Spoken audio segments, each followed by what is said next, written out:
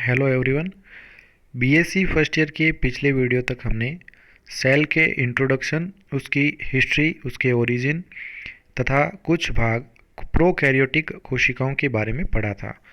अब हम उससे आगे का भाग इस वीडियो के अंदर पढ़ेंगे। तो अब बात करते हैं हम प्रोकैरियोटिक कोशिका के अंदर पाए जाने वाले कुछ सामान्य लक्षण यानी उनके कैरेक्टर्स के बारे में। तो निम्न प्रकार के कैरेक्टर्स जो है वो प्रोकैरियोटिक कोशिकाओं में पाए जाते हैं। पहले आता है the size of prokaryotic cell ranges between 1 to 10 micrometre. तो जो साइज होती है प्रोकैरियोटिक कोशिकाओं की, इनकी जो परास होती है 1 से लेकर 10 माइक्रोमीटर के बीच में इनमें पाई जाती है। दे अकर इन ए वेराइटी ऑफ फॉर्म्स, और ये जो है बहुत ही अलग अलग प्रकार के जो प्रारूप होते हैं इनके, उनमें ये कोशिकाएं पाई जाती है। Prokaryotic cell consist of 3 main components. तो प्रोकैरियोटिक कोशिकाओं के अंदर 3 मुख्य प्रकार के जो घटक होते हैं ये पाए जाते हैं। तो सबसे पहला जो कंपोनेंट आता है ये आती है इसकी आउटर कवरिंग, यानी बाहरी जो कवरिंग या उसके कहते हैं हम आवरण।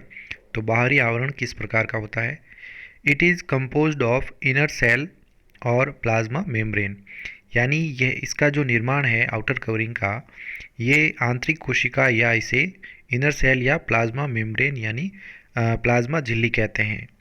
मिडल सेल वॉल, यानी बीच में इनमें सेल वॉल उपस्थित होती है, और आउटर भाग जो होता है वो एक स्लाइमी कैप्सूल यानी श्लेष्मीय पुट्टक जो होता है वो उपस्थित होता है। तो आंतरिक इनमें सेल होती है और उसके बाद में सेल प्लाज्मा मेम्ब्रेन, और मध्य भाग के अंदर इनमें सेल वॉल होती है, और बाहर की ओर एक स्लाइमी कैप्सूल जो है वो पाया जाता है।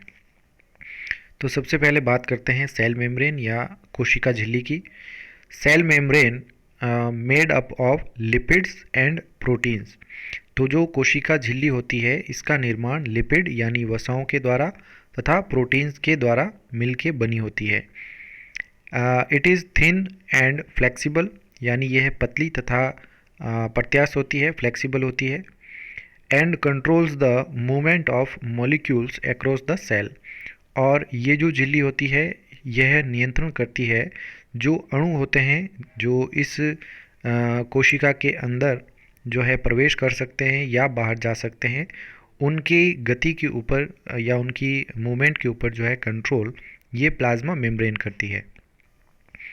Respiratory enzymes are carried by it for energy releasing reactions. तो जो रेस्पिरेटरी एंजाइम्स होते हैं या श्वसनी एंजाइम, ये इसके द्वारा वहन किए जाते हैं, और इसके कारण एनर्जी रिलीजिंग रिएक्शन यानी ऊर्जा उत्पन्न करने वाली जो रिएक्शंस या अभिक्रियाएं होती है उनके लिए ये रेस्पिरेटरी एंजाइम्स आवश्यक होते हैं।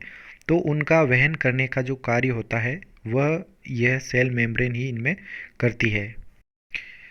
मीजोसोम्स, the infolds of plasma membrane bears respiratory enzymes. तो जो मीजोसोम होते हैं, और मीजोसोम क्या होते हैं? ये प्लाज्मा मेम्ब्रेन के अंतर्वलन होते हैं यानी इनफोल्ड होते हैं, यानी कोशिका की झिल्ली जो है अंदर की ओर मुड़ के इस प्रकार से ये पुट्टक का निर्माण कर देती है। तो ये मीजोसोम्स कहलाते हैं। तो ये अंतर्वलन होते हैं इस प्लाज्मा मेम्ब्रेन के, और इनके अंदर पाए जाते हैं रेस्पिरेटरी एंजाइम्स यानी श्वसनी एंजाइम इनके अंदर उपस्थित रहते हैं। And these are considered analogous to mitochondria of eukaryotic cell, और इन्हें जो है समरूप माना जाता है जैसे यूकैरियोटिक कोशिकाओं के अंदर माइटोकॉन्ड्रिया होते हैं उनके समरूप इन्हें माना जाता है। Similarly the pigments and enzymes molecules that absorb and convert the light into chemical energy in photosynthetic cells are also associated with plasma membranes in folds called photosynthetic lamella। तो इसी प्रकार से या इसी तरह से जो पिगमेंट और एंजाइम्स होते हैं और इनके जो मॉलिक्यूल या अणु होते हैं पिगमेंट व एंजाइम्स के, जो कि एब्जॉर्ब होते हैं और convert the light into chemical energy, और ये जो क्या करते हैं कि लाइट का एब्जॉर्प्शन या अवशोषण करते हैं और इसे बदलते हैं रासायनिक ऊर्जा के रूप में। और ये होता है फोटोसिंथेटिक सेल्स, जो नहीं प्रकाश संश्लेषी कोशिकाओं के अंदर यह क्रिया होती है कि लाइट जो है वो उसको एब्जॉर्ब करते हैं और उसे कन्वर्ट कर दिया जाता है केमिकल एनर्जी के रूप में। Are also associated with the plasma membranes infold, और ये भी इन मीजोसोम्स के साथ में बंधित होते हैं, यानी ये प्लाज्मा मेम्ब्रेन के जो अंतर्वलन होते हैं इनके साथ में ये एसोसिएटेड होते हैं, बंधित होते हैं। और इन्हें जो है कहा जाता है फोटोसिंथेटिक लेमिला, यानी कि प्रकाश संश्लेषी लेमिला इसे कहा जाता है, जो कि यह कार्य करती है जो लाइट एनर्जी होती है उसे केमिकल एनर्जी के अंदर कन्वर्ट करते हैं। These lamellae are analogous to the chloroplast, और ये जो इस प्रकार की लेमिली होती है ये क्लोरोप्लास्ट यानी पर्णहरित जो होता है उसके समरूप होते हैं, जो कि यूकैरियोटिक कोशिकाओं के अंदर पाया जाता है, यानी प्लांट सेल के अंदर पाए जाने वाले क्लोरोप्लास्ट के एनालोगस ये लेमिली होती है।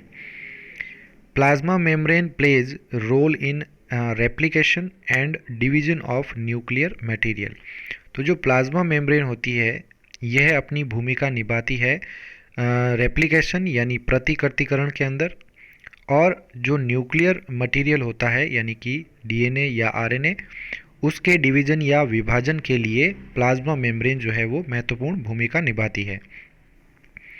Since the infolds remain continuous with the cell membrane, तो इनमें जो इनफोल्ड्स होते हैं या अंतर्वलन होते हैं वो जुड़े हुए रहते हैं सेल मेम्ब्रेन के साथ में।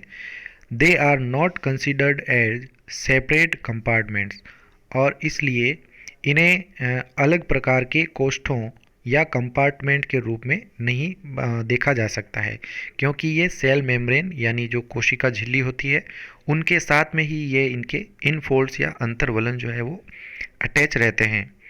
दस prokaryotic cell is non compartmentalised, और इस प्रकार से जो प्रोकैरियोटिक कोशिका होती है यह कंपार्टमेंट या कोष्ठों में विभाजित नहीं होती है। इसके बाद आती है सेल वॉल यानी कोशिका भित्ति। इट इज़ ए रिजिड और semi rigid non living structure, तो यह एक प्रकार की जो रिजिड या कठोर होती है, या ये कोमल भी हो सकती है, यानी अर्ध कठोर जो है वो नॉन लिविंग या निर्जीव स्ट्रक्चर या संरचना इसके अंदर पाई जाती है।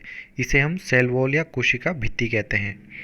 That surrounds the cell membrane, और ये कोशिका झिल्ली को चारों ओर से घेरे हुए रखती है। Its thickness ranges between 1.5 to 100 micrometre, और इसकी जो मोटाई होती है वो लगभग 1.5 से लेकर 100 माइक्रोमीटर के बीच में हो सकती है। Chemically it composed of peptidoglycans, और इनका जो निर्माण है वो पेप्टाइडोग्लाइकन्स के द्वारा होता है। तो ये रासायनिक संगठन में पेप्टाइडोग्लाइकन्स होती है जो इसके ऊपर सेल वॉल पाई जाती है। Some bacteria such as mycoplasmas lack cell wall, तो कुछ बैक्टीरिया ऐसे या जीवाणु ऐसे होते हैं जिनके अंदर माइकोप्लाज्मा जैसे माइक्रोप्लाज्मा है इनके अंदर सेल वॉल या कोशिका भित्ति जो है वो एब्सेंट रहती है।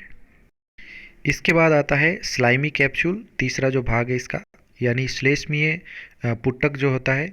A gelatinous coat outside the cell wall is the slimy capsule, तो एक जिलेटिन से बना हुआ आवरण जो बाहर होता है कोशिका भित्ति के, यानी कोशिका भित्ति के बाहर उपस्थित एक जिलेटिन से बना आवरण जो होता है उसे श्लेष्मीय आवरण या श्लेष्मीय कैप्सूल कहा जाता है। It is composed of largely of polysaccharides and sometimes it may have polypeptides, तो इसका जो निर्माण होता है यानी जो स्लाइमी कैप्सूल होता है ये निर्मित होता है मुख्यतया पॉलीसैकेराइड्स के द्वारा, यानी ये शर्कराओं के द्वारा बना होता है। और कभी कभार जो है यह पॉलीपेप्टाइड्स यानी प्रोटीन्स के द्वारा भी ये बना हो सकता है। एंड अदर कंपाउंड्स ऑल्सो, और कई बार ये दूसरे प्रकार के यौगिकों से भी बना हो सकता है। तो मोस्टली ये पॉलीसैकेराइड या पॉलीपेप्टाइड्स के द्वारा स्लाइमी कैप्सूल का निर्माण होता है।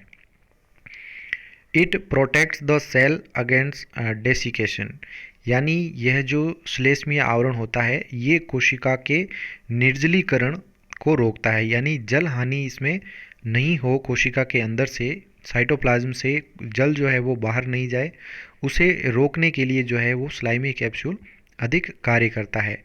फिर होता है कि जो वायरस अटैक्स होते हैं दूसरे बैक्टीरिया के ऊपर, उन अटैक्स को या आक्रमणों को रोकने का कार्य भी यह स्लाइमी कैप्सूल करते हैं।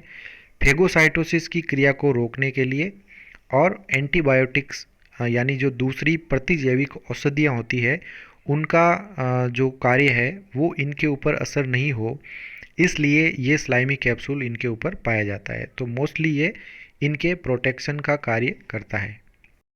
अब बात करते हैं दूसरे कंपोनेंट यानी इसके अंदर जो पाया जाता है वो है साइटोप्लाज्म यानी कोशिका द्रव्य।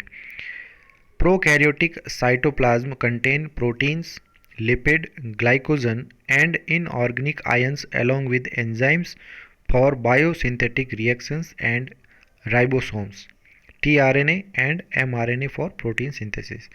तो जो प्रोकैरियोटिक सेल के अंदर साइटोप्लाज्म या जीव द्रव्य होता है, इसके अंदर होते हैं प्रोटीन, लिपिड यानी वसाएं, ग्लाइकोजन तथा अकार्बनिक जो आयंस होते हैं ये पाए जाते हैं। इनके साथ में कुछ एंजाइम्स उपस्थित होते हैं।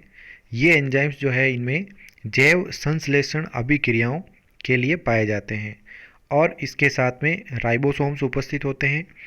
टीआरएनए होता है यानी ट्रांसफर आरएनए होता है और मैसेंजर आरएनए भी पाया जाता है और ये जो होते हैं दोनों प्रोटीन संश्लेषण के लिए आवश्यक होते हैं। तो टीआरएनए और एमआरएनए प्रोटीन संश्लेषण के लिए इनमें जो है वो कार्य करते हैं। Prokaryotic cytoplasm has some special features as follows.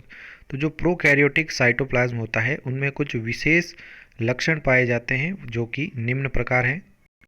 तो सबसे पहले आता है कि इसके साइटोप्लाज्म के अंदर इट लैक्स सेल ऑर्गेनल्स यानी इनमें कोशिकांगों का अभाव होता है, जैसे एंडोप्लाज्मिक रेटिकुलम यानी अंतःपर्दवी जालिका, माइटोकॉन्ड्रिया, गोल्जी एपरेटस यानी गोल्जिकाय, सेंट्रोसोम, वैक्यूल्स यानी धानियाँ, लाइसोसोम, माइक्रोफिलामेंट यानी सूक्ष्म तंतु, इंटरमीडिएट फिलामेंट यानी अंतर बीच में पाए जाने वाले जो फिलामेंट या तंतु होते हैं, और जो माइक्रोट्यूब्यूल्स यानी सूक्ष्म नलिकाएं जो होती है, ये इनके अंदर जितने भी सेल ऑर्गेनल्स होते हैं यानी कोशिकांग जो होते हैं वो सभी इनके अंदर एब्सेंट होते हैं। तो ये सभी कोशिकांग इसके साइटोप्लाज्म या कोशिका द्रव्य के अंदर नहीं पाए जाते हैं। दूसरा कैरेक्टर आता है the only cytoplasmic organelle found in prokaryotic cell is the ribosomes. तो इनके साइटोप्लाज्म यानी जीव द्रव्य के अंदर पाए जाने वाला कोशिकांग जो है वो केवल एक ही होता है और वो होता है राइबोसोम। तो केवल राइबोसोम ही प्रोकैरियोटिक कोशिकाओं के जीव द्रव्य के अंदर पाए जाते हैं। They are smaller than eukaryotic ribosome. तो जो राइबोसोम इन प्रोकैरियोटिक कोशिकाओं के जीव द्रव्य में पाए जाते हैं ये यूकैरियोटिक राइबोसोम्स के अपेक्षा में छोटे होते हैं। जैसे इनमें होते हैं 70S राइबोसोम्स पाए जाते हैं and live free in cytoplasm, और ये राइबोसोम जो होते हैं साइटोप्लाज्म या जीव द्रव्य में स्वतंत्र रूप से पाए जाते हैं। दे फॉर्म पॉली राइबोसोम्स, ये जो है पॉलीराइबोसोम्स का भी निर्माण करते हैं at the time of protein synthesis, यानी जब प्रोटीन संश्लेषण होता है तो इनमें पॉलीराइबोसोम या बहुराइबोसोम का निर्माण होता है। They are the sites of protein synthesis, और ये जो होते हैं प्रोटीन संश्लेषण के स्थल होते हैं। तो इनमें पॉलीराइबोसोम्स का मतलब होता है कि किसी mRNA के ऊपर इस प्रकार से राइबोसोम जब है एक से अधिक संख्या में इनके ऊपर उपस्थित होते हैं, तो राइबोसोम्स के अंदर एक छोटी उप इकाई होती है और एक बड़ी उप इकाई होती है, और जब ये इस प्रकार से व्यवस्थित हो जाते हैं mRNA पर तो इस अवस्था को पॉलीराइबोसोम या बहुराइबोसोम कहा जाता है। नेक्स्ट आता है इसमें लाइक यूकैरियोटिक सेल यानी यूकैरियोटिक कोशिकाओं के समान the cytoplasm of prokaryotic cell does not show streaming movement और साइक्लोसिस, यानी प्रोकैरियोटिक कोशिकाओं का जो साइटोप्लाज्म है इनके अंदर जो तरंगित गतियाँ होती है या जिसे कोशिका चक्रण या साइक्लोसिस कहते हैं वो ये प्रदर्शित नहीं करती है। Gas vacuoles are also formed in some prokaryotic cell, यानी जो गैस धानियाँ होती है ये भी इन प्रोकैरियोटिक कोशिकाओं के अंदर कई बार देखी जाती है। The cell does not show phagocytosis, तो ये जो कोशिकाएं होती है प्रोकैरियोटिक, ये कोशिका भक्षण यानी फैगोसाइटोसिस की क्रिया प्रदर्शित नहीं करते हैं, यानी कोशिका भक्षण नहीं होता है। पिनोसाइटोसिस यानी कोशिका पायन की क्रिया भी नहीं होती है। और एक्जोसाइटोज यानी कि जो कोशिका अंदर पदार्थ जो है वो खाती है वो बाहर उत्सर्जित करती है, तो ये तीनों ही क्रियाएं इनके अंदर दिखाई नहीं देती है। Substances enter and leave the cell through the cell membrane, अब इनके अंदर सीधा ही ये क्रिया होती है कि जो भी इनमें पदार्थ होते हैं वो प्रवेश करते हैं इनकी सेल मेम्ब्रेन के द्वारा और पुनः सेल मेम्ब्रेन जो है उसको उत्सर्जित कर देती है जो उनमें पचित भाग होता है।